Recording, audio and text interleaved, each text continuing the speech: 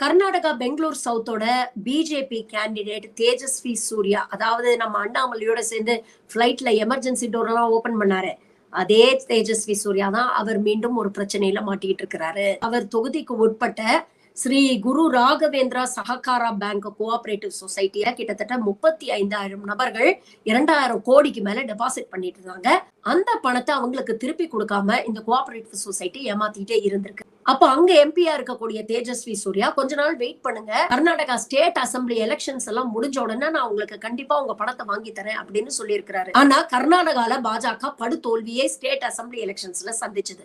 அதுக்கப்புறம் பாத்தீங்கன்னா தேஜஸ்வி சூர்யாவை ஆளே காணும். இவங்க எல்லாம் தொடர்ந்து அவர்கிட்ட கேட்க முயற்சி பண்ணிருக்காங்க. அவர்கிட்ட இருந்து எந்த விதமான ரெஸ்பான்சிபிள் ரிப்ளையும் வரல. இப்போ மறுபடியும் லோக்சபா தேர்தல்ல ஓட்டு கேட்கறதுக்காக அங்க போயிருக்கிறாரு.